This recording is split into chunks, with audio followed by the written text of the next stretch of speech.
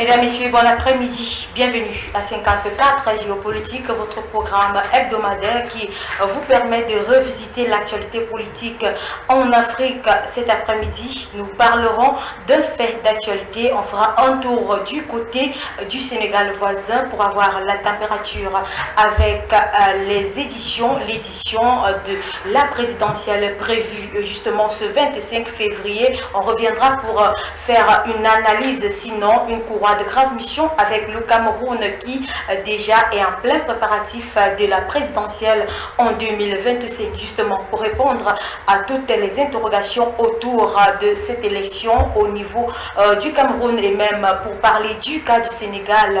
Et on va prendre le point de vue des experts, des analystes sur la question. Ils vont essayer pendant 90 minutes d'apporter quelques débuts de solutions pour permettre justement à ces pays de se placer au niveau politique. Surtout lorsqu'on parle de république, on va essayer de déceler l'importance, le rôle même de la population dans le processus électoral, surtout pour la présidentielle. Installez-vous confortablement, on vous revient derrière cette courte respiration.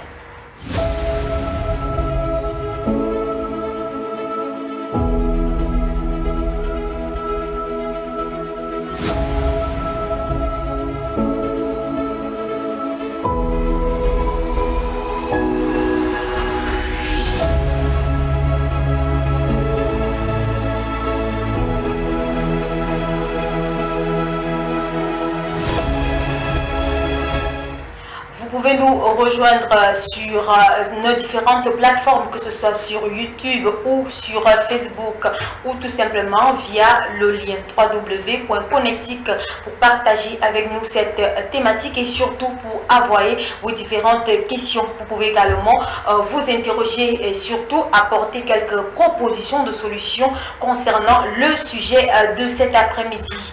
Présidentielle au Cameroun en 2025, la population sénégalaise est-elle un exemple à suivre? On se pose justement cette question en rapport avec les différentes tensions qui sévissent dans ce pays depuis le report des élections, depuis l'annonce même du non-respect de cette convocation électorale. Et pour essayer de déceler les pourtours de ces différents conflits, on a sur le plateau cet après-midi le docteur Cho. Il est économiste. Bonsoir et bienvenue. Bonsoir à vous, madame, et merci pour l'invitation. Oui. Bonsoir, mon co-panéliste. Comment est-ce que vous allez cet après-midi? Non, ça va. On est là pour édifier le public. Et rien d'autre que ça. C'est notre rôle en tant que leader d'opinion. Lorsqu'on nous appelle, il faut répondre présent. Merci beaucoup d'être parmi nous cet après-midi et nous allons partager également cette réflexion avec Bertrand Charles. Il est communicant du mouvement de la Renaissance du Cameroun. Bonsoir et bienvenue. Merci madame, merci pour l'honneur que vous me faites en m'invitant sur votre prestigieux plateau. Comment est-ce que vous allez cet après-midi? Je vais un peu bien, un peu parce que vous savez, nous sommes encore dans le mois de la jeunesse et nous avons encore eu des massacres dans nos régions du nord-ouest et sud-ouest. C'était lors de la fête du 11 février. Mon cœur saigne, j'ai mal de savoir que cela peut se produire encore dans notre pays. Permettez-moi donc, par l'occasion, de saluer tous nos amis politiques encore incarcérés. Bibou Nissak, Alain Fogué, Pascal Zamboué. Ils y sont parce qu'ils ont à un moment donné dit non à cette guerre fratricide qui tue un peu plus que longtemps dans nos régions du nord-ouest et sud-ouest. Merci de m'accueillir sur votre plateau. On reste avec vous pour planter le décor sur ce sujet. Quelle a été votre réaction après avoir constaté justement le soulèvement de la population après le report de la date des élections au Sénégal? Oui, je vais dire, c'était un peu attendu. J'ai été plutôt étonné que le président, avec tous ces, je peux dire, canaux de renseignement, n'a pas pu prévoir que le peuple sénégalais n'était pas prêt à accepter cela. Je vais peut-être redéfinir votre thématique parce que parler de la population ici, la population c'est juste des personnes qui vivent sur un espace commun. Comment, oui. Alors qu'il faut ici parler du peuple, des citoyens. Le peuple, du citoyen, oui. Qui mis ensemble constitue le peuple. ceux-là qui ont une histoire, qui ont un intérêt commun et qui peuvent se lever pour dire non à cela. Je pense que le président Macky Sall, depuis son arrivée avec brio, il faut le dire, au pouvoir en 2012, a malheureusement par la suite brillé par des actes qui ont montré qu'il a refusé de sortir par la grande porte. Il me souvient qu'une fois au pouvoir, il a mis le fils du président Karim Wade en prison. Oui. Par la suite, nous avons eu un maire très vaillant dans la capitale, le maire Dakar, qui l'a également mis en prison. Donc on a remarqué qu'on avait affaire à un apprenti dictateur qui à chaque fois avait face à lui quelqu'un qui pouvait le challenger avec sérieux. Il faisait tout pour nuire à cette dernière. Malheureusement pour lui, le peuple sénégalais est assez mature. Le peuple sénégalais, de la même façon qu'il a pu dire non à Wade en 2012, a su à chaque fois dire non à M. Macky Sall. Et je pense qu'au moment où il a repris conscience, il a compris qu'il ne doit pas aller au-delà de son mandat, tel qu'il a voulu le faire. Il doit se préparer à laisser le pouvoir. Je pense que le Sénégal prévoit qu'en cas d'indisponibilité du président de la République, il y a pas un vide constitutionnel. Oui, oui. Il y a le président du Sénat qui peut prendre fonction. Donc que l'élection soit tenue à date ou après, ou alors même s'il y aura proclamation après la date officielle, la présence de M. Macky Sall au pouvoir, je pense qu'il doit penser à laisser le pouvoir le jour dit et que la République puisse continuer. Voilà ce que je peux dire à l'entame. Oui, docteur Chouo, justement, à quelques jours même de la fin de son mandat, Macky Sall voudrait, a peut-être voulu changer la donne en repoussant les élections, peut-être pour un peu donner encore du sien pour le meilleur du Sénégal, ou peut-être pour changer quelques bribes de la Constitution. Quelle est votre lecture justement de ce report? Bon, ma lecture est géopolitique internationale parce que c'est un message. La Cour constitutionnelle s'est prononcée. Il n'y a plus rien à faire. On a l'impression que Macky Sall n'est plus crédible devant Macron, mais devant la France, parce que dans l'Afrique de l'Ouest, on avait Macky Sall et Ouattara. Comme le Mali, le Niger, le Burkina Faso et la Guinée-Conakry a pris une dimension d'une gouvernance militarisée. La France maintenant compte sur Ouattara et Macky Sall. Bon, maintenant que Macky Sall n'est plus crédible, il faut passer par d'autres moyens pour le mettre à la porte. Donc voilà l'enjeu. L'enjeu est géopolitique et géostratégique. Géostratégique pourquoi? Parce qu'il faut positionner quelqu'un qui va répondre et qui va assumer les intérêts de la France dans l'Afrique de l'Ouest. Parce que ce n'est que les deux là, Ouattara et Macky Sall. Donc voilà l'enjeu géostratégique à ce niveau. Maintenant géopolitique. Alors au niveau de Ousmane Sonko, qui vient de la Casamance, qui est une région qui aussi qui pourrait aussi se séparer du Sénégal comme le nord-ouest et le sud-ouest. La Casamance a connu des gens qui n'ont jamais été au pouvoir. Abdoulaye Wade, quand vous prenez le cas d'Abdoulaye Wade, transmission Abdoulaye Wade et Macky Sall, vous prenez Tshisekedi et Désiré Kabila. Ça, ce sont des élections démocratiques que nous avons connues dans l'Afrique de l'Ouest. Mais quand vous voyez ce que Macky Sall est en train de faire, on comprend donc qu'il n'est pas là pour lui-même, il est là pour l'Occident, il est là pour répondre à des intérêts particulièrement de la France. Donc, pour moi, Macky Sall devait tout simplement démissionner et rentrer chez lui. Quand il va organiser le grand dialogue national, il y a cette association Anna Anou qui oppose le grand dialogue national. Parce qu'il sait que cette association, qui est une ONG, c'est en forme de parti politique au Sénégal, estime que Macky Sall va manipuler l'opinion publique et convaincre ses pairs pour que lui, il soit encore là, parce que son mandat s'achève en avril. Il organise un grand dialogue national. C'est une stratégie, c'est une méthode qui veut convaincre les gens pour rester, pour dire que bon, comme la Cour constitutionnelle a parlé, il veut discuter avec les gens. Mais je ne comprends pas. La Cour constitutionnelle veille sur la constitutionnalité de la constitution dans chaque pays. Quand la Cour constitutionnelle se prononce, il n'y a plus rien à faire. Maintenant, vous organisez un grand dialogue national pour discuter encore avec les gens. C'est sûr. Le grand dialogue national va se porter sur quoi? Quelles seront les thématiques abordées à l'ordre du jour? C'est votre mandat qui est déjà... Je ne comprends plus rien. Donc, Macky Sall est un stratège. Le grand dialogue national, c'est une démarche pour annuler la décision de la Constitution, pour dire que bon, la Constitution, ce sont des instances supra-étatiques, mais la souveraineté vient du peuple. Oui. Pendant le grand dialogue national, le peuple peut s'exprimer et dire que non, on ne veut plus que vos partis restent avec nous. Maintenant, la Cour constitutionnelle qui est mise en place par les lois du Sénégal, il va estimer que bon, le poids, 2 poids 2 mesures, le peuple et la Cour constitutionnelle, le Conseil constitutionnel, qu'est-ce qu'il faut choisir? Donc je pense que Macky Sall est en train de manipuler les Sénégalais. Il doit tout simplement démissionner et partir. Parce que Ouad a prévu en Côte d'Ivoire. On n'a pas connu ça avec Ouad. Au Sénégal. Oui, au Sénégal. Le Sénégal n'a pas connu toutes ces histoires que Macky Sall. Oui, il est jeune, il a développé le Sénégal. On a vu les stades qu'il a construits. Le Sénégal était champion d'Afrique. Avec toutes ces réalisations, si le peuple a dit non, il faut partir. Voilà Ousmane Sonko qu'on va libérer. Il dit que si on ne libère pas les 500 militants, lui ne sort pas. Le Sénégal, pour nous, est un pays démocratique. Ce que Macky Sall est en train de nous amener là, on ne connaît pas ça. Voilà la CEDEAO maintenant qui a dit que AES, qui est le Mali, le Niger et le Burkina, oui, crée une organisation sous-régionale pour contrôler toutes les ressources.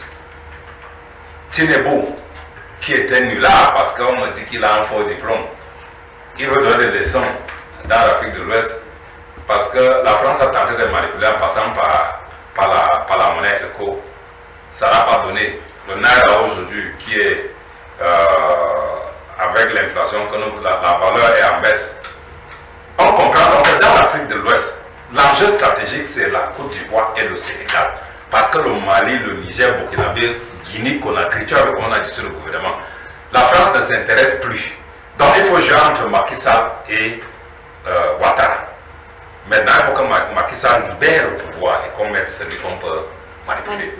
Quand vous regardez l'Afrique centrale, c'est pratiquement la même chose. On passe par des voies peut-être terroristes, comme vous avez vu le drapeau là.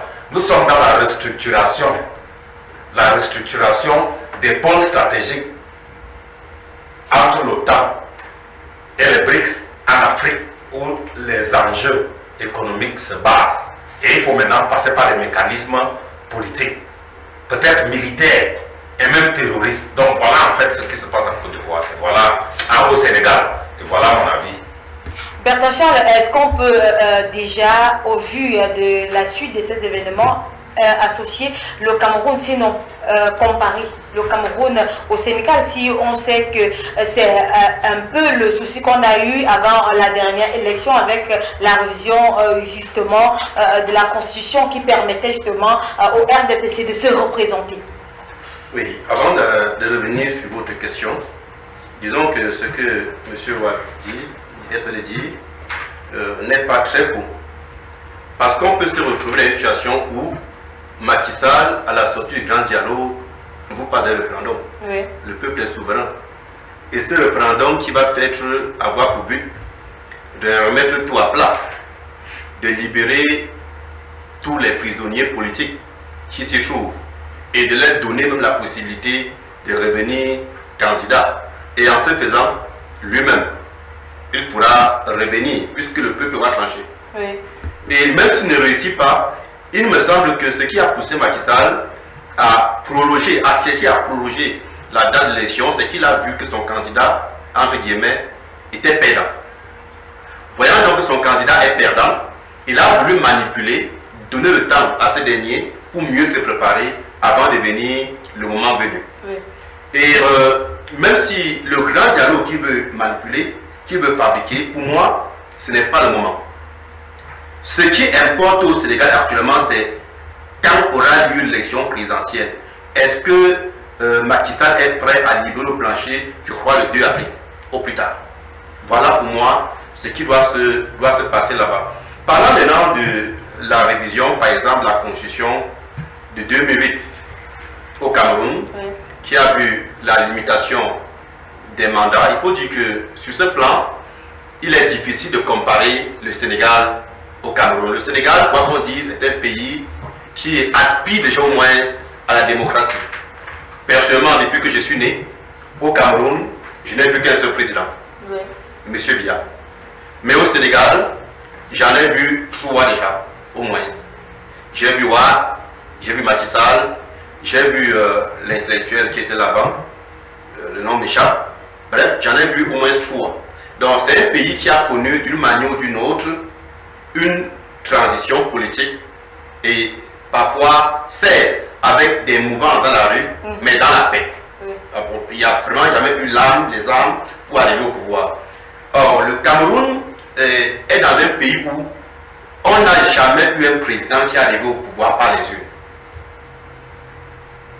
Nous n'avons jamais eu au Cameroun un président qui est arrivé au pouvoir par les urnes. Nous avons certes eu un qui se maintient par les urnes, mais personne n'est arrivé par les urnes. Merci de la précision. Non, n'ayez pas peur, je pèse très bien même. Oui. Donc, sur ce plan, on ne peut pas comparer le Cameroun et le Sénégal.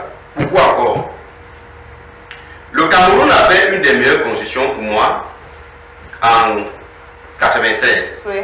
Cette constitution qui prévoyait bien sûr la limitation des mandats. Cette limitation qui a été sautée en 2008 et aujourd'hui, le président peut se représenter 9 fois. Mais dans un pays où tout n'est pas mûr, nous y reviendrons peut-être après, dans un pays où les institutions sont encore en train d'être forgées, attendre même qu'une mesure qu'on a mise sur pied puisse être expérimentée avant de passer à une autre chose, nous ne le vivons pas au Cameroun. C'est vrai que le Sénégal a la chance d'avoir un peu vaillant, il faut le reconnaître. Le Cameroun aussi. Sauf que le Sénégal a la chance d'avoir une justice qui écoute le peuple, qui rend vraiment justice au nom du peuple. Au Cameroun, nous avons une justice où on a parfois comme l'impression au niveau de la Cour constitutionnelle qu'on a quelqu'un qu'on a mis là et on vous dit, votre rôle c'est de dire irrecevable à tout ce qui ne vient pas du NDPC. Oui. Et avec cela, il est difficile qu'on puisse vraiment traverser aussi rapidement. Mais vous pouvez garder espoir, madame, parce que le chemin est plus long. 2025, c'est dans quelques mois. Et nous nous préparons pour que de manière démocratique, ce que le Sénégal a vécu en 2012, ce que le Sénégal est en train de vivre actuellement, puisse arriver dans notre pays, de manière démocratique, par les urnes et dans la paix. D'accord, Dr Cho, on va rester sur le comportement du peuple sénégalais. On revient justement à cette question, est-ce que le peuple camerounais devrait prendre un exemple, le comportement du peuple sénégalais, c'est-à-dire cette façon de manifester. On a eu des échauffourées justement entre les forces armées et le peuple qui voulait manifester disant non à ce report des élections. Est-ce qu'au Cameroun on peut implémenter cela? On ne va pas arriver à des représailles à ce niveau? C'est difficile de se soulever au Cameroun. C'est très difficile. Le contexte, les deux dynamiques sont différentes parce qu'au Sénégal, les musulmans là-bas sont très solidaires. Au Cameroun, nous avons plusieurs communautés. Le Sénégal n'a pas de communauté comme le Cameroun. On a plus de 280, selon les travaux du professeur Kandé Emmanuel, 280 groupes ethniques au Cameroun, des langues maternelles. Au Sénégal, ce n'est pas la même chose. Donc, au niveau de la communauté, d'abord, ce n'est pas la même chose. On ne peut pas attendre ça au Cameroun. Qui peut sortir dans la rue? Actuellement, là, tu peux demander à qui de sortir dans la rue. On va voir les billes. Ce qui s'est passé dans le Nord, tout le monde sait où on en est arrivé aujourd'hui. Chez moi même, parce que c'est chez moi. Donc, je ne pense pas que l'opposition peut réussir. La rue ne passe plus. C'est les urnes. Mais les urnes, il faut aussi être fort. Il faut mobiliser les gens. Parce que depuis 1992, on tourne autour d'un collège électoral de 2,5 millions, 3 millions, 2,5 millions, 3 millions. Le professeur Maurice Kamto a eu 500 000 en 2018. Il a juste remplacé ce que Ni Jong-Fundi avait commencé à avoir en 1992, 97, 2004, 2011. Donc, c'est difficile. On ne peut pas vivre ça au Cameroun. Le peuple sénégalais, justement, avant la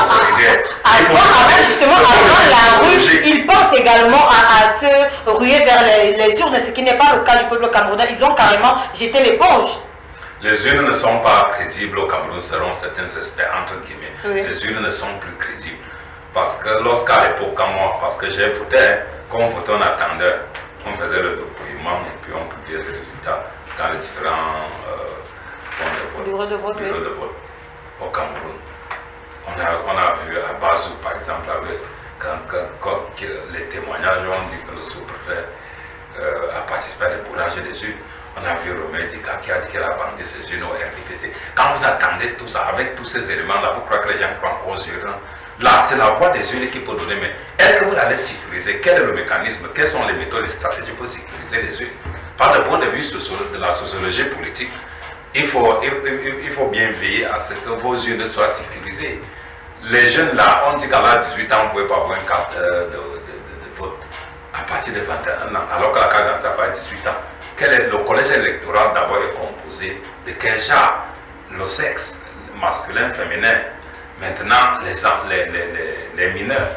Vous voyez donc dans cette composition sociologique, ça devient très divisé parce que le RDPC est calé sur un chiffre, 2,5 millions, 3 millions.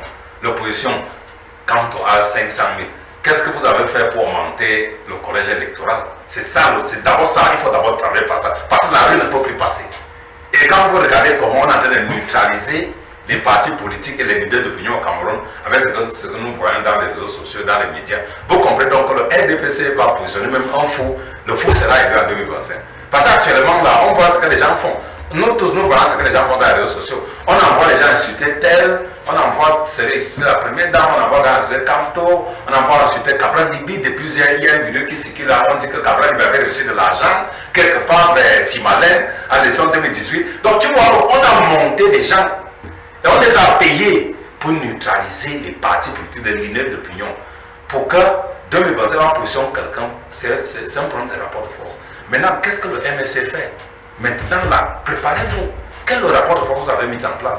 Oui, inscrivez-vous sur la liste électorale. Quel est le mécanisme pour sécuriser vos votes en 2025? Parce que la rue ne peut plus passer. On a compris que le président vient envoyer ses billes dans la rue. Vos militants sont en prison. Moi, je n'ai jamais aimé qu'ils soient en prison éternellement. Parce que même moi, Mathieu Bibi est en prison. J'ai lancé la crise en avec Mathieu Bibi. Il est en prison. Je demande aussi qu'on libère Mathieu Bibi, qu'on libère Sissi Kouaïta. Tout le monde me demande qu'on libère l'heure. Mais quelle est donc la stratégie du changement que nous avons mis en place? Tant qu'on va comment dire, neutraliser là. Et maintenant, la crédibilité. Qui est crédible maintenant? Parce qu'on remet en cause les crédibilités des leaders de partis de l'opposition. C'est un peu ça. Moi, je fais juste l'analyse pour dire que 2025 sera très compliqué. Et je vois l'opposition en difficulté. Bertrand Charles, ici, le peuple qui est l'eau caillou dans la chaussure même des leaders d'opposition, à un certain niveau, on se questionne sur le devenir de la stabilité politique au Cameroun. Je vais d'abord dire à mon co-panéliste, lorsqu'il déclare qu'il a lancé la crise anglophone avec Mancho BBC, je ne pense pas que c'est une déclaration responsable. Il devrait retirer ses propos. Parce que même si cette crise au départ avait un objectif, je me dis au départ ce qu'on réclamait était peut-être louable, mais aujourd'hui la situation est telle qu'il faut d'abord revenir à la paix et à la paix. Maintenant, votre question, madame, vous demandez, vous pensez que le peuple camerounais est le caillou de la chaussure des leaders d'opposition? Non. Non, parce que je me bats pour que ce genre de discours ne passe plus. J'ai grandi en voyant mes grands frères, mes parents, venir sur les plateaux faire des dénonciations, faire des critiques. Moi, je viens dans la perspective. Et le mouvement pour la nation du Cameroun ne vient pas dans l'opposition pour animer la galerie. Nous avons passé du temps à sensibiliser le peuple. De 2012 à 2018, on les a appelés à comprendre que l'alternance par les urnes était possible. Il y a eu effectivement un vote majoritaire en faveur de Maurice Kamto, mais malheureusement, il n'est pas aux affaires. Nous avons pris acte et nous travaillons pour que la prochaine fois, il soit effectivement assis à étudier. Vous allez me dire comment une stratégie ne se donne pas sur les plateaux de télévision. Mais rassurez-vous, à l'heure où je vous parle, nous avons des militants un peu de partout qui sont en train d'inscrire des candidats sur les listes des électeurs, sur les listes de l'ECAM. Et le moment venu, on doit passer à l'étape suivante, à savoir les amener effectivement à voter, mais surtout à protéger leur vote le soir du vote, le soir même du scrutin. Le Sénégal dont vous évoquez a une particularité qu'il faut respecter. ils ont moins de 20 millions. Ils ont environ 16 millions d'habitants. Oui. Mais ils ont aux dernières élections présidentielles, on a eu près de 4 500 000 qui ont voté. Le Cameroun compte, c'est vrai que personne ne peut vraiment donner le Cameroun, mais disons 25 millions d'habitants. Mais nous n'avons pas eu 4 millions de votants en 2018. Oui, à ce niveau, on peut s'interroger. S'interroger en disant, est-ce parce qu'effectivement le peuple ne peut pas voter, ou alors c'est parce que le système et les cas et autres s'arrangent à tripatouiller, à vider les électeurs à certains endroits, parce qu'ils sont capables de tout. Là, ils sont conscients qu'ils peuvent facilement perdre, ils sont à mesure parfois de faire disparaître les bulletins de vote le jour du vote. Nous l'avons connu en 2018, des endroits où on arrive à 12 h et il y a tous les bulletins de vote de M. Kanto. Du coup, celui qui voulait voter dit que j'attends que les bulletins de Kanto arrivent. Et on dira peut-être qu'il y a une faible participation. Pourtant, c'est une technique utilisée par le régime pour effectivement anéantir l'opposition. Lorsque nous sommes en train de travailler sur le terrain pour les inscriptions, etc., parce que le MSC n'a pas deux voies. Nous ne comptons pas sur l'insurrection pour arriver au pouvoir. Nous ne comptons pas sur la révolution. Nous comptons sur une seule chose, les urnes. Allons nous inscrire, préparons-nous à aller voter et en 2025, nous allons aller voter massivement et défendre le. Il y a d'autres couloirs, on y reviendra aussi peut-être. On parlera de la coalition, on parlera de ceci pour mieux protéger notre vote. Mais dites-vous que l'erreur que le MSC ne veut pas commettre en 2025 comme en 2018, c'est de gagner M. Biya avec un écart qui est encore faible. Parce que l'écart de la victoire de Kanto sur Biya en 2018 était de moins d'un million de voix. Ce qui fait qu'ils ont eu facilement le temps de tripatouiller les PV tels que vous avez vu au niveau du Conseil constitutionnel. Et vous savez que le monsieur qui est là, ils sont assis pour dire ce qu'on leur demande de dire. Ils ne sont pas là pour lire le droit. Ils sont là pour dire que M. Kanto c'est irrecevable. Nous avons démontré que qu'il y avait des membres du Conseil constitutionnel qui étaient encore militants du RDPC. Nous avons démontré que nous avons des membres du Conseil constitutionnel dont l'épouse était, par exemple, député RDPC. Et on nous dit ceci ne peut pas assurer la sincérité.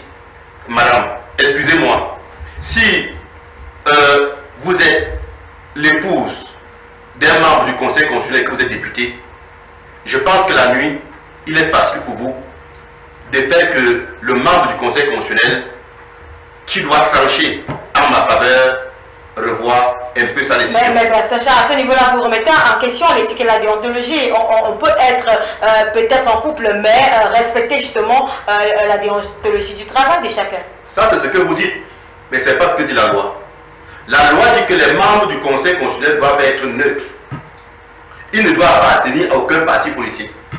Mais reprenez encore les vidéos de cela. On va vous montrer que jusqu'à 12 heures de jour, on montrait que M. X était encore membre du comité central du RDPC. On explique ça comment? Ça ne s'explique pas, madame. Je suis à vous. D'accord. Docteur Chouo, on va parler à présent de ces membres de l'opposition qui sont incarcérés. Justement, Macky Sall en a fait mention. On parle d'une potentielle grâce présidentielle. Il compte libérer une centaine, presque 300 membres de l'opposition qui sont incarcérés. Est-ce qu'à un certain niveau, si on revient sur le cas du Cameroun, ça peut être déjà une certaine transparence qui va s'installer pour les élections de 2025?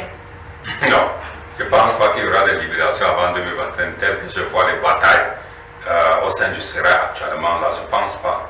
Je ne pense pas parce que le président de la République est resté insensible à l'appel des libérations des prisonniers du MSC et des prisonniers de la prison et des prisonniers politiques. François Hollande a demandé la libération de Marafa Amide Yaya.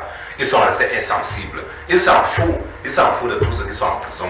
Ce qui les intéresse maintenant, c'est 2025. Comment on fait pour prendre le pouvoir et rester là-bas, même si M. Biya n'est plus là. C'est leur problème actuellement. Donc, copier l'exemple du Sénégal, je ne pense pas que ça va passer parce qu'on voit, tout est clair désormais. On voit comment les gens vont en prison tous les jours. On voit comment on envoie les gens en prison tous les jours. On voit les batailles des clans et des groupes et des réseaux.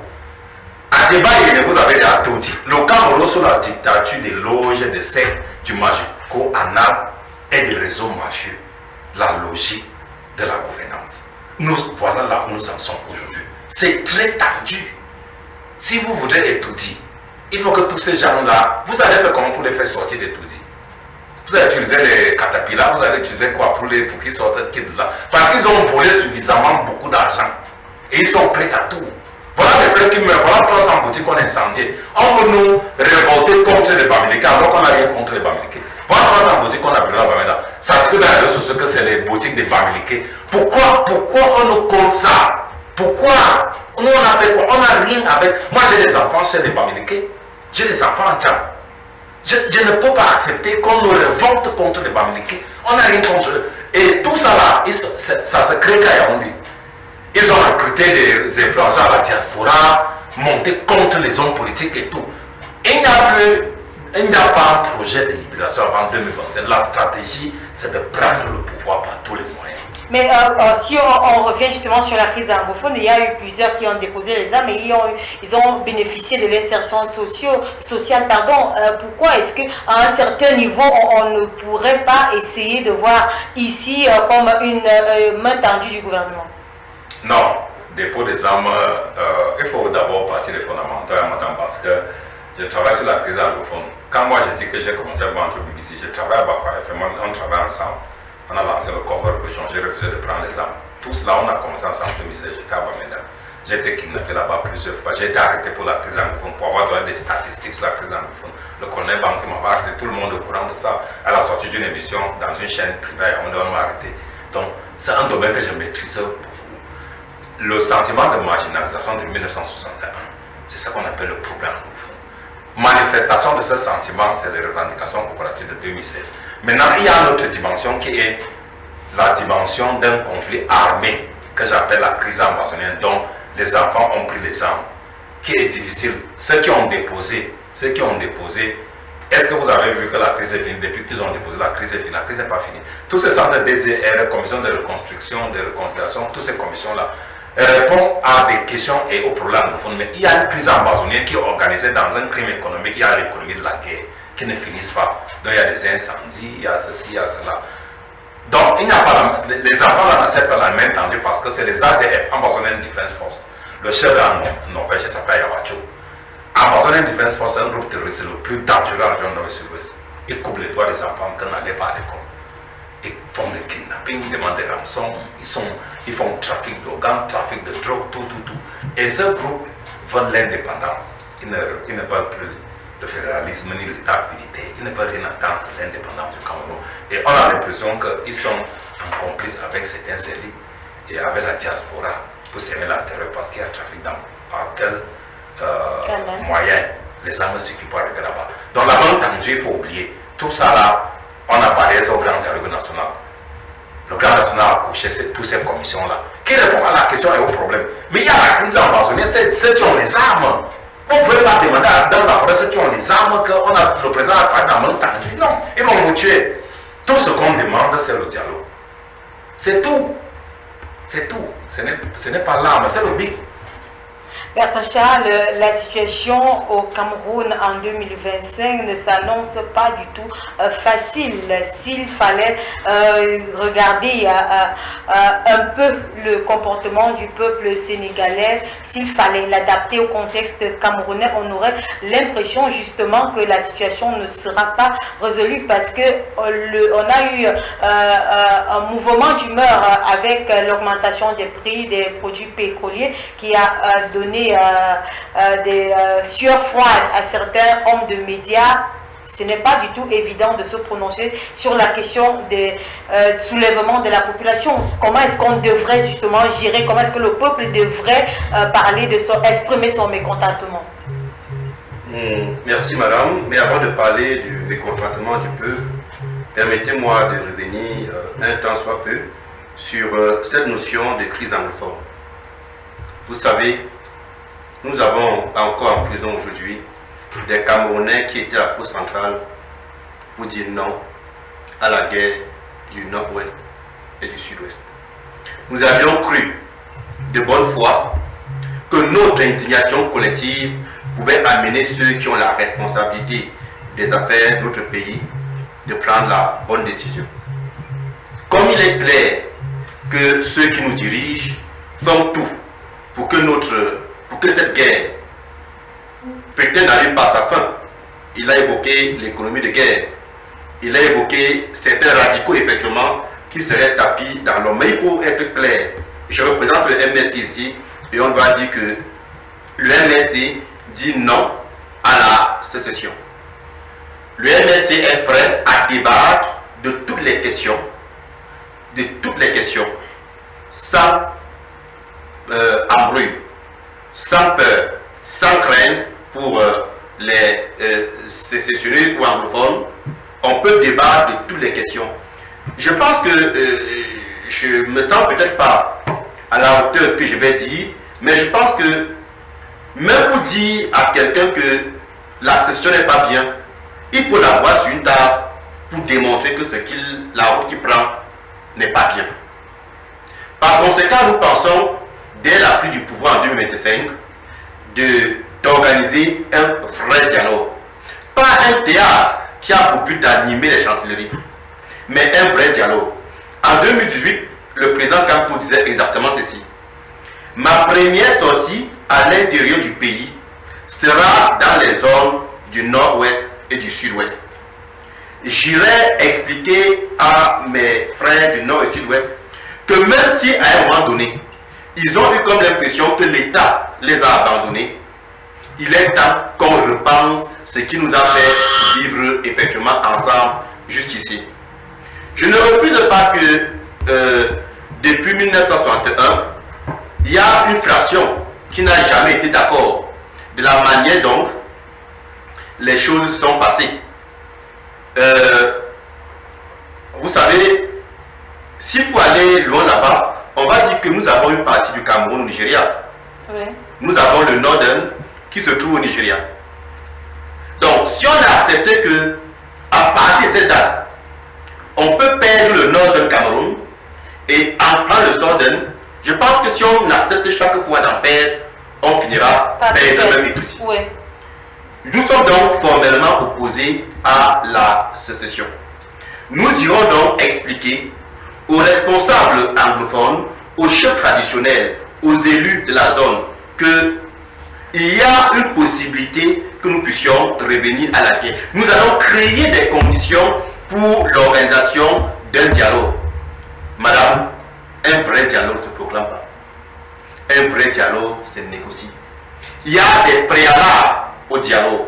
Il y a des conditions qui font que celui qui vient dialoguer se sent en sécurité, sente qu'il est en mesure de vider son ventre et rentrer chez lui sans en avoir peur. Avez-vous le sentiment que ce qui a été fait lors du grand dialogue passé? Que non.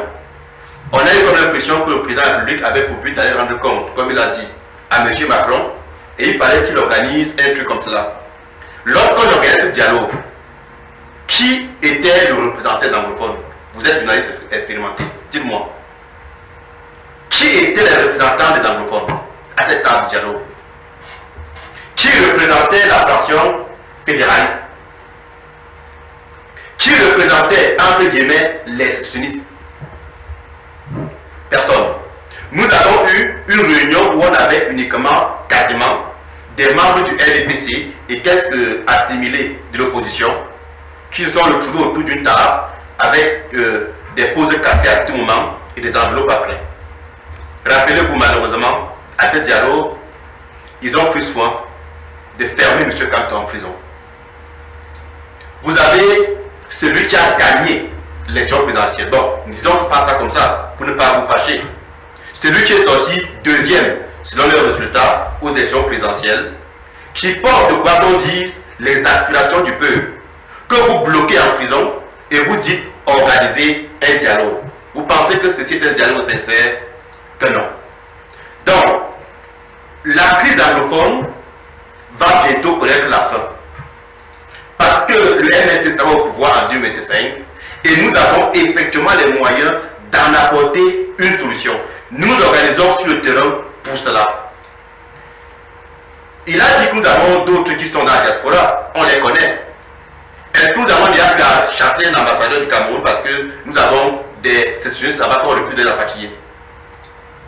Qu'est-ce qu'on a fait pour se fâcher, pour montrer qu'on ne soit pas content de ce qu'on héberge d'autres là-bas. Mais on a peur de fâcher les chancelleries et peut-être perdre le pouvoir. On préfère rester dans un mutisme. Je doute aussi fort. Vous savez, le nord-ouest du sud-ouest est une zone où pendant des années, généralement c'est un parti d'opposition qui avait la majorité des sièges des communes à l'Assemblée nationale et même des communes. Je ne sais pas si l'objectif du système à ne pas résoudre fondamentalement la crise anglophone, c'est pour empêcher à ce parti politique d'en avoir encore des députés et des élus. Parce qu'à un moment donné, on se retrouve avec un parti au pouvoir qui est égoïste, qui ne laisse rien, qui picote tout, même les miettes, on ne laisse pas au peu. Malheureusement, ils sont habitués à nous tromper avec ce que vous connaissez. Et nous font croire qu'il y a une élection là-bas normalement en 2018. Ils nous font croire qu'il y a une élection là-bas normalement en 2020, les élections municipales. Je ne sais pas dans quelle mairie les gens partaient retirer leur extrait, leur certificat de nationalité, alors que c'est si compliqué que ça. Donc, j'ai presque pris mon temps de parole pour revenir sur la crise anglophone, alors que vous m'avez posé une question, je m'en excuse. On va revenir justement sur la question tout à l'heure. Le plus important, c'est de parler du rôle même du peuple lors des différentes élections, surtout les élections présidentielles qui se veulent très pointilleuses, surtout parce qu'on parle là du devenir de toute une nation. Prenons ce reportage, on revient tout juste après.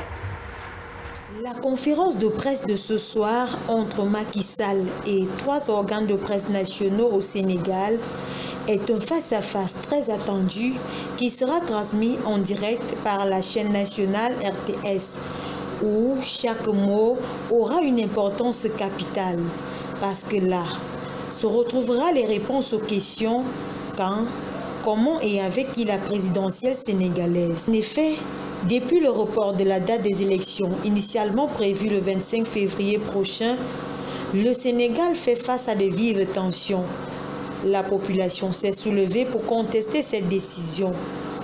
Des échauffourées entre civils et forces armées ont entraîné de nombreux dégâts matériels et des morts, dont le bilan s'est alourdi avec le décès de l'étudiant à l'université Gaston Berger qui a succombé à ses blessures hier à l'hôpital principal de Dakar. Bien que la Cour constitutionnelle ait signalé son refus quant au report de la date du 10 scrutin, la société civile, elle, propose la date du 3 mars, tandis que la nouvelle plateforme Ars Sunu Election, entendue protéger notre élection, va pour la date du 10 mars. Depuis l'annonce qui annule le décret de convocation au corps électoral le 25 février prochain, le peuple est dans le stress permanent. 4 morts déjà enregistrés suite à des agressions physiques. Alors que le mandat de Macky Sall arrive à expiration en avril prochain, pour apaiser les tensions politico-sociales, le chef d'État a relaxé près de 350 détenus, parmi lesquels pourrait figurer le nom d'Ousmane Sonko et Bassirou Diomaye Faye, principaux rivaux dans cette compétition. L'issue de cette prise de parole du président sortant sénégalais permettrait donc d'être fixée sur le lendemain politique du dit pays. Docteur Chouo, on parle ici d'une potentielle libération des 2 opposants phares du côté du Sénégal, Idrissa Diomaye et Ousmane Sonko. Ousmane Sonko qui est, on peut dire, le candidat un peu plus menaçant parmi la longue liste des 20 candidats sur la liste des candidats à la course de la présidentielle. Et si il est relaxé, il peut toujours continuer la compétition pour la présidentielle. Est-ce qu'à un certain niveau, ce n'est pas déjà une certaine démocratie qui s'applique encore dans ce cas? Oui, il faut apprécier, parce que Ousmane Sonko avait injustement envoyé en prison parce qu'on a montré des motifs pour dire qu'il avait violé quelqu'un. Il y a des histoires de viol, il y a rébellion, il y a tout incitation et tout ça, terrorisme. Tout ça, c'est le plan de Macky Sall pour tuer Ousmane Sonko politiquement, mais ne soutenu par le peuple. Raison pour laquelle Macky Sall ne peut pas gagner une élection contre Ousmane Sonko. Jamais. Mais on a compris que le conseil électoral a invalidé sa candidature. On espère que comme il est revenu maintenant, quelque chose pourra être fait, même pendant le grand dialogue. On espère parce que Ousmane Sonko peut préparer son avenir politique, mais pas avec l'élection présidentielle parce qu'on n'a pas invalidé sa candidature.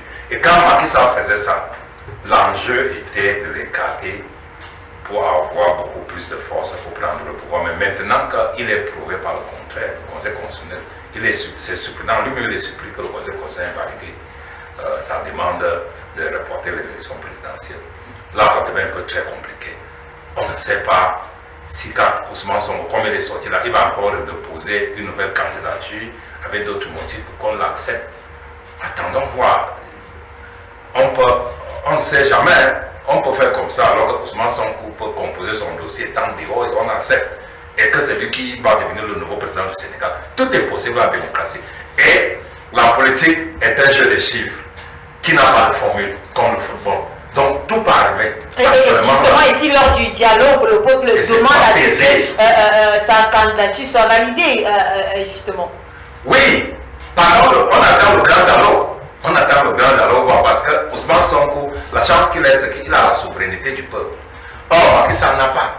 Ça, c'est la différence. À la fin de son mandat, on voit qu'il y a un déséquilibre au niveau de la politique sénégalaise. Et les Sénégalais sont très, très solidaires. Et direct, Ousmane Sonko, je vous ai dit que tous ceux qui viennent de la Casamance, ce sont des gens durs. Ce sont des gens que politiquement, ils sont très forts. Vous ne pouvez même pas les battre. Et ils sont soutenus.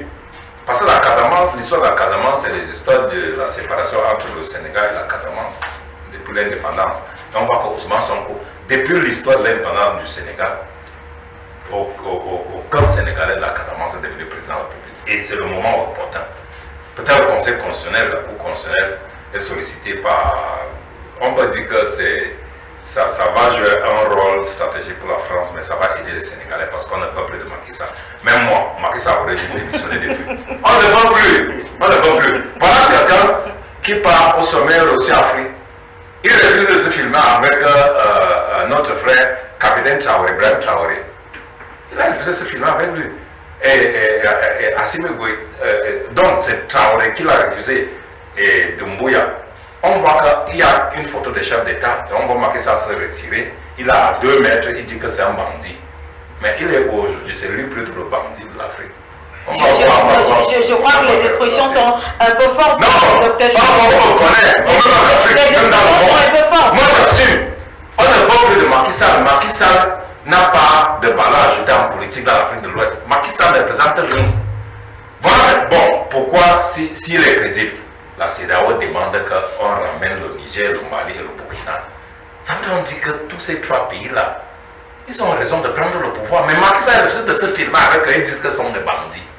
Donc, moi je suis cartésien, il faut bien regarder ce schéma-là. Ce que Macky Sall va amener là, vraiment, je ne suis pas d'accord. Il faut que Ousmane Sonko goûte aussi le pouvoir. Lui, il a fait comme Tshisekedi a fait. Il a été porté comme un père de la démocratie. Quand Macky Sall a pris le pouvoir, il dit que voici un exemple dans l'Afrique de l'Ouest. Quand Tshisekedi a pris le pouvoir au Congo, il dit voici un bon démocrate. Mais maintenant, là, ce que Macky Sall va amener là, on ne comprend plus rien. Donc il faut que ça arrive aussi au Cameroun. La différence avec la Cour constitutionnelle du Cameroun et la Côte d'Ivoire, c'est qu'on a la Cour constitutionnelle au Sénégal qui est mixte. C'est-à-dire que l'Assemblée nationale avait proposé, l'Assemblée nationale propose non, le Sénat propose un non, le président de la République propose un non. Mais contrairement au Cameroun, c'est le président de la République qui nomme tout. Donc c'est unique. On a un conseil constitutionnel qui est unique et qui répond à des qualités du président de la République, mais pas à des qualités du peuple. Voilà la différence. Bertrand Charles, Macky Sall, Ousmane Sonko, un peu une photocopie de Camto, président Paul Biya. On a l'impression de jouer dans une même cour. On a l'impression d'être face au même cliché. On dirait. Mais le Sénégal a une chance. La chance que ça, c'est que, comme il indiquait, les membres de la Cour constitutionnelle sont un peu, je peux dire, représentent effectivement une Cour constitutionnelle. Contrairement au Cameroun, où même leur nomination vous savez, la Constitution de 96, si je ne me trompe pas, prévoyait que leur durée devait être de 9 ans.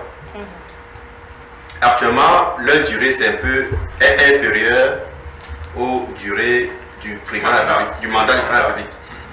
Et vous connaissez le problème que ça pose, c'est que désormais, le membre du conseil qui est là est assujetti au président parce que son mandat est plus court.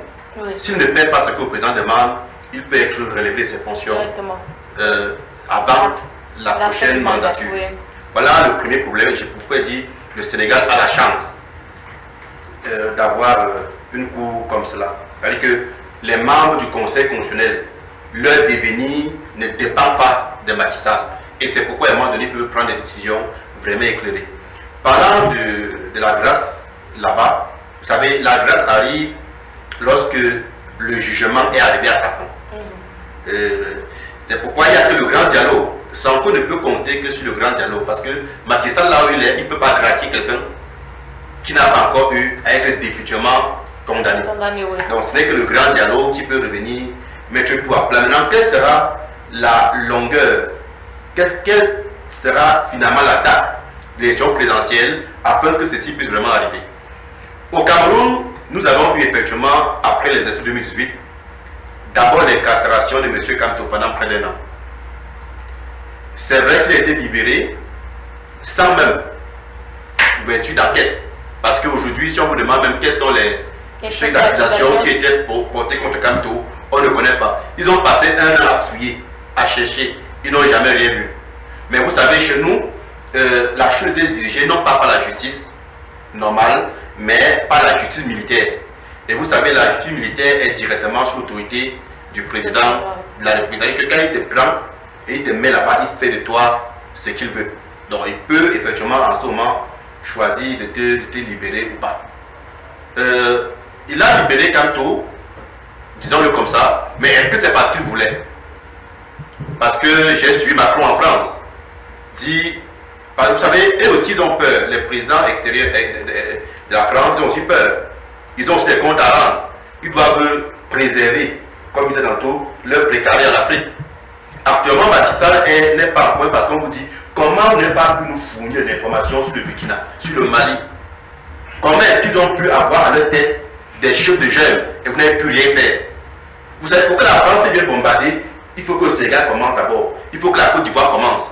Maintenant, eux, on a comme l'impression qu'ils ont été un peu à mort. Ils n'ont pas su attaquer, détruire ce pays et que la France vient dire protection des civils, protection d'exclusion aérienne et profiter pour faire ce que vous savez qu'ils savent très bien faire. Monsieur Kamto n'a pas subi qu'une seule fois. Avant d'organiser les élections législatives municipales de 2020, on a dû le séquestrer chez lui. Séquestrer, je m'en excuse. Parce que le terme, je ne le connais pas. Je ne sais pas s'il y a un juge ici qui me dise. Il avait été assigné en résidence. Voilà, quand on a assigné, on a un mot. Vous savez le mot qui montre qu'il avait été assigné en résidence. Vous êtes la première journaliste du Cameroun qui reconnaît qu'il y avait un mot qu'il a signé. Bref, on a fait à M. Kamto au quartier. Les enfants appellent ça au quartier le Sicien. C'est-à-dire, on est venu mettre l'armée, la police, te bloquer et dire que tu ne sors pas. Tu as fait quoi, on ne te répond pas, tu restes là. Et ça a duré près de 3 mois. Je ne pense pas que Sonko a la chance que là-bas, même lorsqu'il a des chèques d'accusation vraiment étonnants, comme il le disait, viol de femmes et autres, c'est étonnant pour un homme politique de son avis qu'on l'accuse de cela. Il a quand même la chance qu'il aura parfois devant lui une justice. Une justice qui est un peu acceptable. Au Cameroun, toutes nos accusations, toutes nos plaintes portées n'ont jamais même connu un début d'avancement. Je reviens encore pour vous faire comprendre qu'il y a vraiment une différence. Lors de nos manifestations du 26 janvier 2019, il y a eu des tirs par balles réelles. Le MSC a décidé de porter plainte contre les policiers identifiés qui avaient tiré. Jusqu'aujourd'hui, il n'y a jamais eu de début d'enquête. Par contre, ils vous demandent souvent des sommes faramineuses pour ouvrir l'enquête. On vous décourage d'une manière ou d'une autre. Jusqu'aujourd'hui, nous avons des prisonniers politiques que nous nourrissons chaque jour en prison. qui ont certes une mémoire d'acier, mais qui sont conscients que le prix qu'ils sont en train de payer va beaucoup compter pour la libération du Cameroun. Parce que si Oumniobé était resté silencieux, si Wandji était resté silencieux, peut-être même l'indépendance, on n'aurait jamais eu. Donc, je ne dis pas que M. Kanto est Oumniobé, je ne dis pas que M. Kanto est Ernest Wandji, mais nous avons la chance actuellement d'avoir sur la scène politique un homme prêt à gouverner. Un homme qui peut se lever dans 2 semaines, aller étudier et savoir exactement ce qu'il a fait. Parce qu'il a eu à gérer les dossiers dans ce pays et nous avons vu comment cela s'est très bien terminé. C'est en ce sens que je pense que peut-être que d'ici fin 2025, c'est le Cameroun qui va apprendre au Sénégal.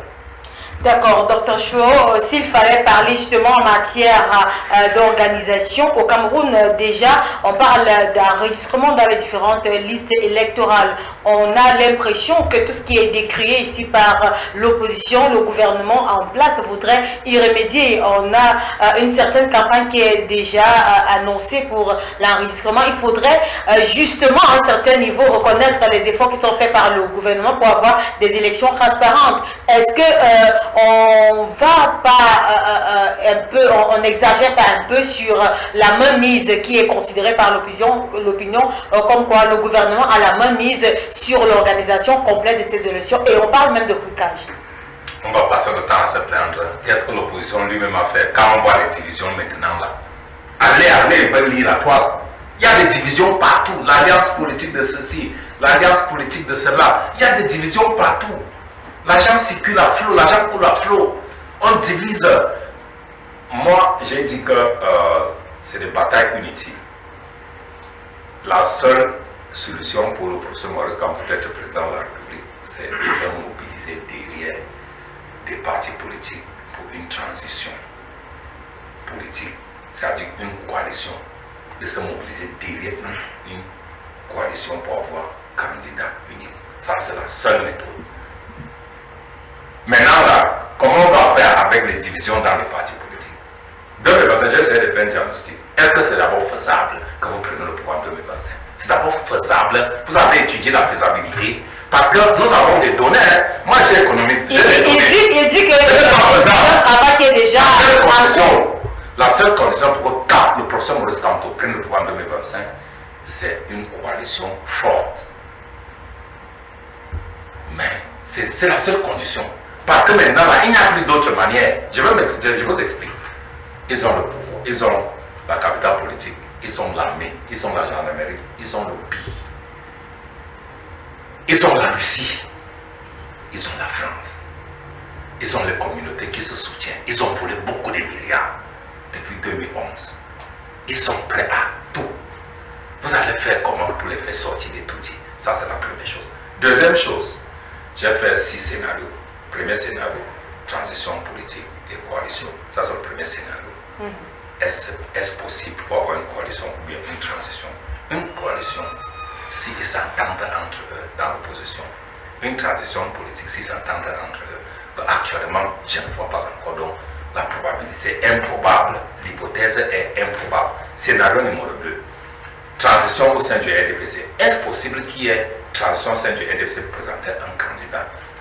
Ça sera probable parce que même s'il y aura des échanges, des mots déplacés, ils vont se batailler, mais il y aura un candidat. Même s'ils choisissent un fou, le fou sera élu. Troisième scénario, un coup d'État. On a déjà essayé de travailler avec. J'ai vu que oui, un coup d'État peut être probable si on ne se méfie pas. Ce n'est pas que je fais l'apologie des coups d'État. Je dis un coup d'État. Dans mes analyses stratégiques de données que j'ai fait une analyse, j'ai compris qu'un coup d'État peut être possible. Si le RDPC n'arrive pas à s'entendre, ça va commencer entre eux là-bas et ça va déclencher ici à Yaoundé et on fera.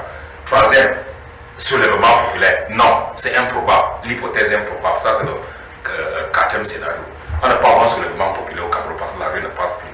Cinquième scénario, l'armée qui se soulève est soutenue par l'Occident. C'est improbable. Maintenant, scénario numéro 6. C'est-à-dire l'armée et la population, c'est probable. Donc voilà les 6 scénarios.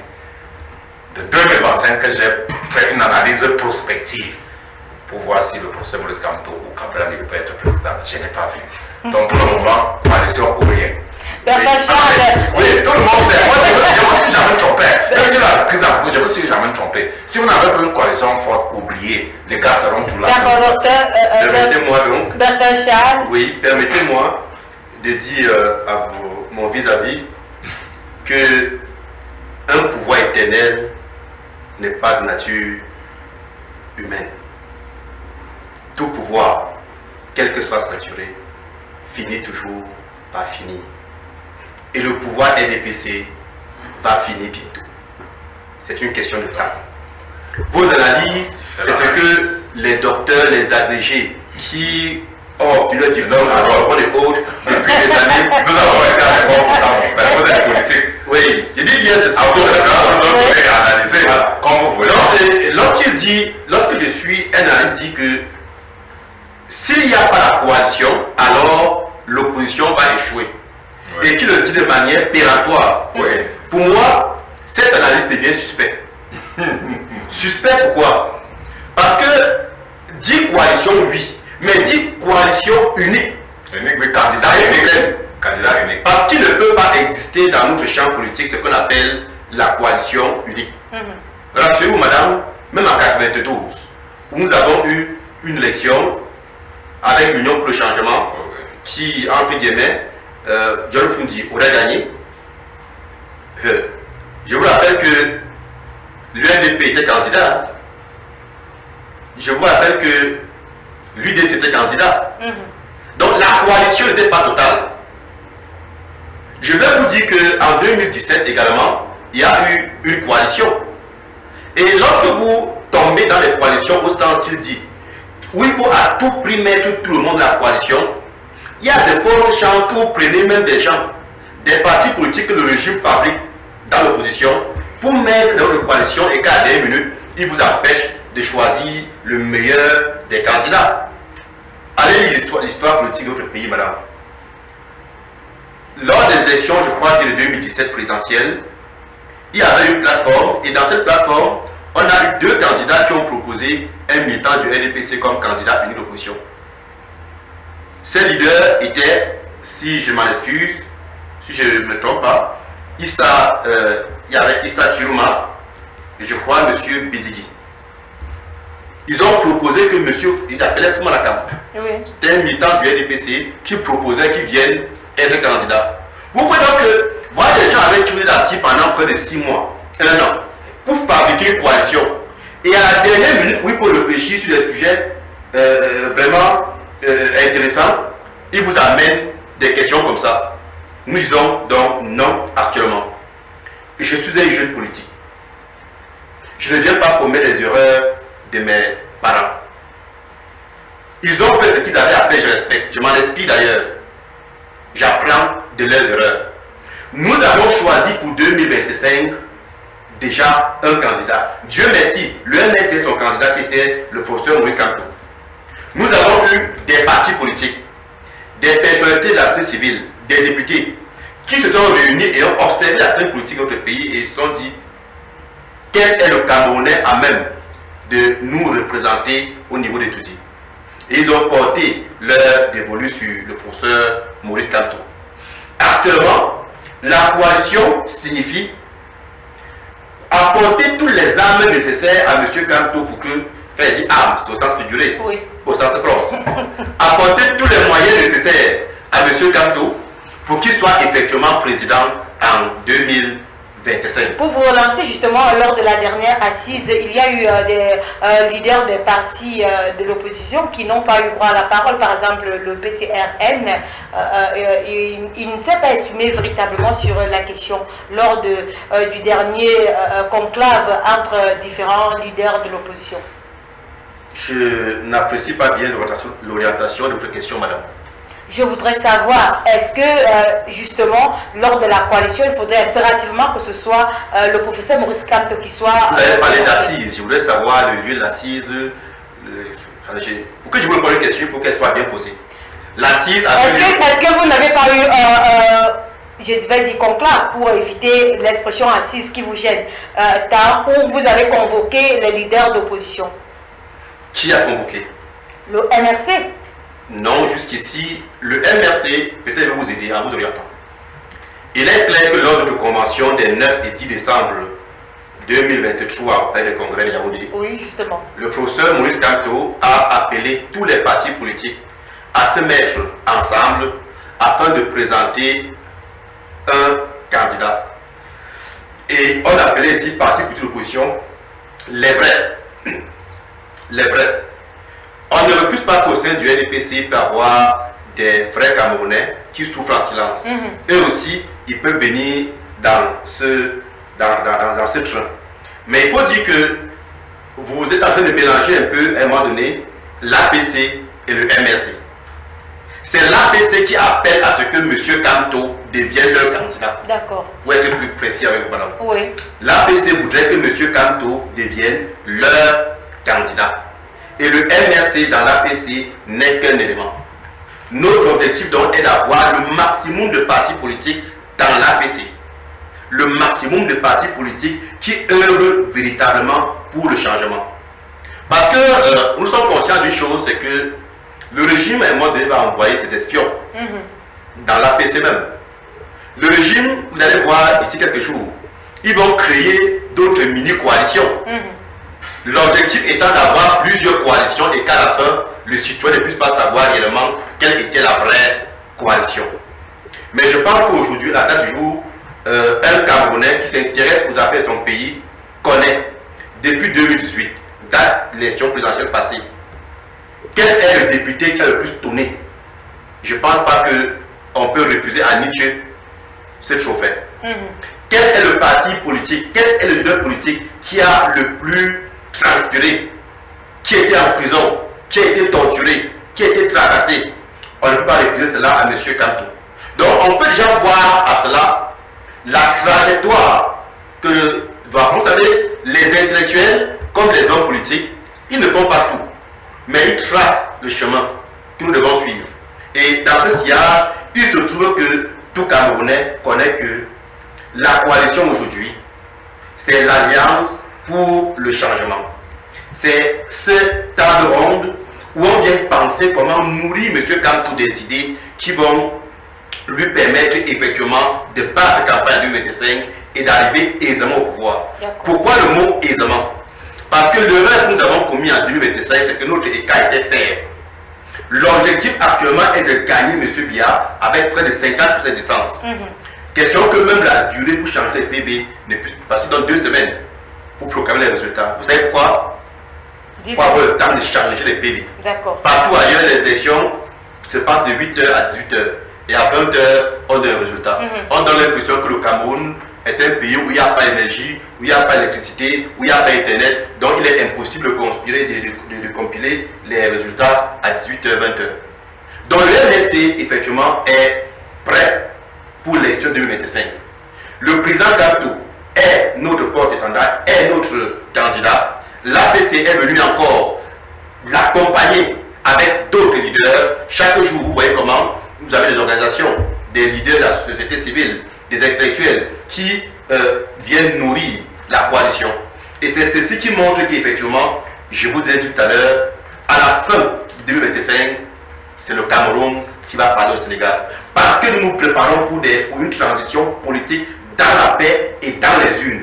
On va voir comment est-ce que de manière démocratique, on peut enlever un président qui a 40 ans au pouvoir, sans passer par les armes, sans passer par la rue, sans passer par la révolution. Cela est possible, nous l'avons étudié, nous l'avons constaté en 2018. On a appris de tout ce qui s'est passé et rassurez-vous madame, quand vous m'inviterez ici en 2025, ce sera sous d'autres casquettes, parce que l'objectif sera atteint.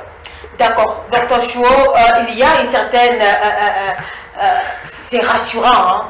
Il parle avec affirmation. Vos analyses tout à l'heure nous amènent à réfléchir parce que là, il y a la certitude dans les expressions qui seront dites ici. On a l'impression justement que le NRC a appris des erreurs du passé on devrait justement faire face à des élections qui vont couler de source. Il n'y aura pas toutes ces difficultés que vous avez énumérées là. Peut-être on n'aura pas le cas du Sénégal, on n'aura ni de report, ni de soulèvement de la population. Moi, je ne voudrais pas parler ici comme au quartier. Je parle avec des informations que j'ai. Parce que je fréquente les gens qui sont dans le sérail. Je fréquente des gens qui ne sont pas, qui sont des membres du RDPC. Je suis aussi ce qu'eux ils disent là-bas dans le RDPC. Je fréquente aussi ceux qui estiment qu'ils vont prendre le pouvoir de nous. Je fréquente tout le monde. Et je connais, si moi je fais une déclaration, ce n'est pas pour rien. Tout le monde me connaît. Je n'ai jamais menti. Je ne me suis jamais trompé. Je vous répète, et je dis ceci. Il y a le code pénal, l'article 121 alinéa 1 jusqu'à 4, qui permet à le professeur Maurice Kamto d'être indépendant, quartier indépendant, avec des signatures dans tous les 10 régions du Cameroun. Ça, c'est la première chose. Deuxième chose, si le président pauvre n'est pas représenté, celui qui va désigner sera élu en 2025. Tout ce que l'opposition peut faire, c'est après 2025, pas en 2025. Oui, ça, vraiment, c'est ce que je vous dis là, c'est ça. Il faut oublier, l'opposition doit oublier, parce qu'ils ont déjà monté les gens pour vous fragiliser. Et vous cédez à ce jeu. Vous envoyez vos militants insulter les gens dans les réseaux sociaux. Vous ne savez pas que vous tirez une balle au pied. Exemple des militants, s'il vous plaît. Donnez-moi l'exemple des militants du MRC qui insultent les gens dans les réseaux sociaux. Vous n'avez pas insulté Madame Arrête. Je veux, donnez-moi le nom d'un militant qui a insulté sur Sekati, l'avocat Sekati a fait une sortie musclée sur Arrête Ekwe. Le professeur Maurice Kamto est revenu dire que calmez-vous, n'attaquez pas les uns et les autres, restez sereins et on est là face à 2025, on prépare l'élection 2025. Ce que les militants du MRC font là ne me plaît pas. Ce que le professeur Maurice Kamto a dit, je suis d'accord avec lui. Quand vous attaquez, ne réagissez pas. Quand vous réagissez, vous baissez votre audimat, vous baissez encore votre valeur. C'est ça que je dis, que ne réagissez pas aux attaques. Donc, est-ce que l'opposition, c'est uniquement le professeur Maurice Kamto? Non, c'est lui qui est dans le régime actuellement, il n'y a plus personne d'autre. C'est parce que Cabral Lidi a déjà des niches. C'est-à-dire qu'il y a des deals que Cabral a fait avec le régime. Tout le monde qui ignore que Cabral avec le régime, c'est la même chose. Mais on a vu le professeur Maurice Kamto qui avait été parlé des bêtises. Cela a eu également la même connotation lorsque le professeur Maurice Kamto a rendu visite, une visite au palais des Toudis. Ça a eu la même connotation. Il y en a qui ont pensé justement que c'était une façon de lui graisser la patte ou bien. Le professeur Maurice Kamto n'appartient pas au MSC, il n'appartient pas au Bamileke. Le professeur Maurice Kamto, une fois qu'il déclare qu'il est candidat en 2025, il appartient à nous tous. Il devait respecter les valeurs de la République. Il devait respecter les lois de la République, il devait être républicain, il devait être un homme d'État, et statesman. Il n'appartient pas au MSC. Quand vous parlez de Kamto, on vous attaque, on vous menace. Kamto appartient à nous tous, mon cher ami. Je vous demande, ne réagissez pas aux attaques. Je vous ai donné une seule méthode de coalition. Arrangez-vous. Même derrière, arrangez-vous derrière Nietzsche. J'ai vu comment Nietzsche a créé l'alliance là. Qu'est-ce que vous en dites? Je vois que vous êtes désolidarisé plutôt de l'alliance de Nietzsche. J'ai vu votre panéliste sur un média voilà, privé, où lui il dit complètement qu'il ne connaît pas cette affaire-là. Ce n'est pas ça! Ce n'est pas ça, mon ami. Avec ça, on peut prendre le pouvoir. C'est impossible. Je vous permets de donner de vos informations. Bertrand Charles, s'il fallait parler justement de cette alliance qui est faite. Ils disent qu'ils ne connaissent pas. Bertrand Charles parlait ici d'une certaine manipulation qui est faite par le gouvernement en place sur les leaders d'opposition. Est-ce qu'on devrait avoir peur de cela pour le MRC? Madame, je ne me soigne pas des mal que je n'ai pas. D'accord. Je ne me soigne pas des mal que je n'ai pas. Vous reconnaissez quand même qu'il existe un certain mal au MRC? Je ne pense pas qu'il y ait un parti politique qui est parfait. D'accord. Mais nous venons aujourd'hui, lorsque je parle aujourd'hui, je parle en regardant le futur. Je ne suis plus dans l'état du passé. Lorsque je lance un coup de derrière, c'est pour voir ce que je peux mieux faire. Et en ce sens, jouer à ce jeu où il faut donner l'impression que Maurice Kamto est bon, ce sont ces militants qui sont mauvais, ça c'est un mauvais jeu dont je ne tomberai pas. D'accord. Je voudrais qu'il sorte d'ici étant rassuré. que le professeur Moïse Kamto, effectivement, n'a jamais refusé la main tendue des partis politiques qui l'appellent à être le candidat de l'Union, de l'Alliance pour le changement. Sortez ici étant rassurés. Ce que vous avez lu sur Facebook, ce que vous avez écouté sur WhatsApp ne nous engage pas.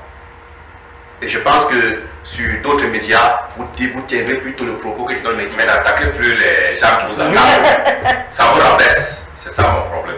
Oui, Nathan, je ne sais pas pourquoi tout le monde au Cameroun. Peut-être là, c'est la personne elle-même qui le fait, ce n'est pas le MRC qui le fait. Peut-être la personne prend sur lui. Quand vous attendez, c'est le président. Peut-être la personne prend sur lui de répondre en tant que citoyen camerounais. Les militants sont comme ça. Ils vont menacer, ils vous attaquent, ils vont promettre des choses terribles. Quand on vous attaque, laissez le projet. Je ne sais pas si vous parlez de vous-même. Non, je parle pas de moi, je pense que j'ai lu dans les réseaux sociaux. Ok, écoutez donc ceci. Quand vous êtes sur les réseaux sociaux, les informations de là, il faut garder ça là-bas. Quand nous sommes sur un plateau comme ceci, nous devons maintenant parler. Vous êtes présenté comme analyste politique. Je me présente et je l'assume, militant du MRC. Il est inadmissible que vous m'opposez à moi qui parle à visage découvert des propos des réseaux sociaux dont vous n'arrivez pas à décrypter les faux profils. Et non, mais c'est Cathy est connu. Donc, dans les réseaux sociaux, si je vous demande de dire, pas des gens identifiés. Je vous demande de dire vraiment exactement ce que M. Kaki a dit. Non, je reconnais la sortie officielle de M. Ateba, qui est le responsable de la communication du MRC. Il n'a pas fait une sortie sur Facebook. Il a effectivement sorti un communiqué au regard de ce que cette dame, que par ailleurs je respecte, et dont j'ai mal. Parce que vous évoquez, je vais même évoquer son nom. Elle s'appelle Henriette Ekoué. Oui, moi je l'ai parlé ici. Lorsque j'ai grandi, en écoutant cette dame, en voyant le chemin qu'elle a pu parcourir jusqu'ici, j'ai mal de savoir que aujourd'hui, elle puisse tenir des propos comme ça. Mais je préfère parler de cette dame à partir de son passé. Parce que son passé est enrichissant. Son passé est doué de beaucoup de choses pour la jeunesse et les générations à venir. Prendre une émission où elle peut faire des sorties, où on peut se tromper dans une émission comme celle-ci, ça peut arriver. Donc, vous basez sur des sorties de Mme Henriette comme cela pour justement la jeter à la vindicte, je ne pense pas que c'est une bonne chose. Nous devons respecter cette dame pour le trajet qu'elle a pu parcourir dans ce pays. Donc, nous nous préparons pour 2025. M. Kamto va certainement, de manière officielle, porter la candidature pour l'Alliance pour le changement. Ah bon, hein? Tout à l'heure, j'ai compris comment vous disiez, et je ne sais pas pourquoi. Et si madame me permet, si madame me permet, je n'ai jamais suivi qu'on a dit qu'il va porter cette alliance-là. Je n'ai pas suivi. Mais je vous dis, c'est une information. L'information vient des réseaux sociaux. Oui. Non. Vous avez pas un représentant du MRC. Non, j'ai des amis dans le MRC. Non, je refuse ça. J'ai des amis dans le MRC. Je refuse ça. Maintenant, pourquoi est-ce que vous essayez de dire que M. Kamto peut se présenter comme candidat indépendant? S'il vous plaît. Non, j'ai parlé d'une méthode électorale, je n'ai pas dit que c'est ça. J'ai cité l'article 221 que dépendant ou bien dans un parti, on investit dans un parti. Pourquoi est-ce que l'Assemblée nationale? Ce sont des hypothèses. Oui, et pourquoi M. Kamto, qui est effectivement militant du MRC, devrait laisser son parti politique pour aller être candidat indépendant? Non, je mets des hypothèses. Non, vos hypothèses ne sont pas douées de bonne foi. Ah bon. Vos hypothèses, madame, si vous permettez, voudrait amener le peuple à croire que M. Kamto ne peut pas être candidat avec le MRC. Mais j'ai déroulé un ensemble de données pour dire que c'est difficile, sauf si la condition nécessaire et suffisante, c'est la coalition. Mais allez travailler sur ça. Oui, nous travaillons déjà sur ça. Nous n'avons pas attendu. En 2018, monsieur, nous avons une coalition gagnante. Cette coalition qui fait mal au régime jusqu'aujourd'hui. Nous avons commis une erreur parce que malgré notre victoire dans les urnes, nous ne sommes pas étourdis. Nous en avons appris et nous n'avons pu laisser quelques voix traîner dans la rue. Nous n'allons pas laisser quelques voix à la maison ce jour.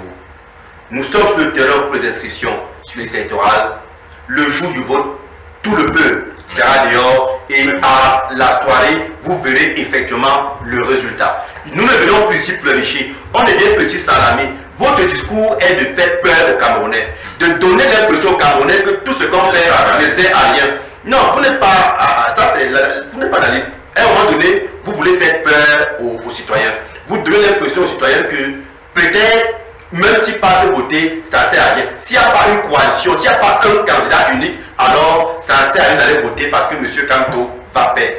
Que c'est faux. Nous sommes préparés pour cela. Nous y travaillons. Nous sommes en prison pour cela, M. Chou.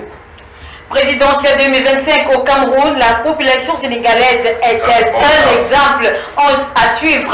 Voilà la grosse interrogation qui a meublé les échanges de cet après-midi. On va faire un dernier tour de table, Dr Chou, en mot de fin concernant la situation au Sénégal et peut-être quelques propositions pour que les élections 2025 au Cameroun se passent dans la toute transparence possible. Pour la paix au Sénégal, Macky Sall doit partir, tout simplement. Ousmane Sonko doit remobiliser les Sénégalais pour un avenir meilleur au Sénégal. Il faut éviter des morts. Ce n'est pas ce que le négro africain avait appris depuis les indépendances en Afrique. C'est parce que nous avons appris chez Sékou Touré, Osena Fana, Thomas Sankara, le Kabila, Tchundjang Kwemi qui avait claqué la porte du FMI 86. Vous comprenez qu'en Afrique, l'avenir du monde viendra de l'Afrique. Et le Sénégal doit nous montrer le bon exemple. Nous sommes 2,5 milliards dans le monde. Il ne faut plus perdre beaucoup de gens. Que Macky Sall nous épargne des morts. Revenir au Cameroun. Je souhaite bonne chance au professeur Maurice Kamto, mais je pense que le bon jeu était de commencer par les primaires pour faire comme Tshisekedi avait fait, copier l'exemple de Tshisekedi. Il est d'abord entré par les primaires, il a eu la majorité au Parlement. Et c'est par là qu'il a mis le dos de Kabila, désiré à terre, et il n'est plus au pouvoir aujourd'hui. Par le présidentiel, le président Bouapou décidé par l'article 6.2 de renvoyer les 15h4. Oui, c'est le 15h alinéa 4 de 2008 qu'on avait modifié. 15h4, on peut reporter l'élection municipale et législative. Et vous aurez seulement face à l'élection présidentielle qui est le dur. Merci Dr Chou d'être passé sur le plateau. Bertrand Charles, en mot de fin concernant la situation au Sénégal et peut-être quelques mots pour assurer le peuple camerounais quant à la candidature du MRC. Oui, madame, pour ce qui concerne le Sénégal, je voudrais que, quel qu'en soit ce qu'on va faire là-bas, le grand dialogue, les négociations, que Sanko soit candidat et qu'il soit sanctionné par le peuple sénégalais. Que son sort ne dépende pas seul de Macky Sall. Voilà ce que je peux dire là-bas. Revenant au Cameroun, je demande aux populations d'aller s'inscrire sur les listes électorales pour voter effectivement le moment venu. Monsieur Kamto est prêt, il est prêt à s'asseoir à étudier et à gérer les affaires du pays. Quant à mon copanéliste qui sort par une idée très improbable qu'il appelle les primaires de l'opposition, je voudrais lui demander, peut-être il ne va pas répondre ici, de me dire ces primaires, qui l'organise, qui les finance, où seront les bureaux de vote, en cas de problème, qui gère le contentieux. Si vous répondez à ces questions, parce que vous savez, vous n'avez pas d'élu.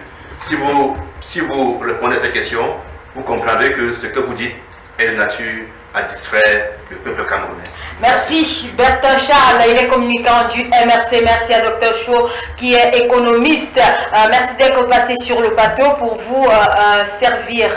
Merci fidèles téléspectateurs pour votre aimable attention. Retrouvez ce programme en rediffusion mardi lorsqu'il sera 10h sur nos antennes tout à l'heure. Patricia Mendo vous retrouve dans le cadre du grand format de l'information. C'est à 19h. Passez un agréable dimanche en compagnie de nos programmes. Bonsoir.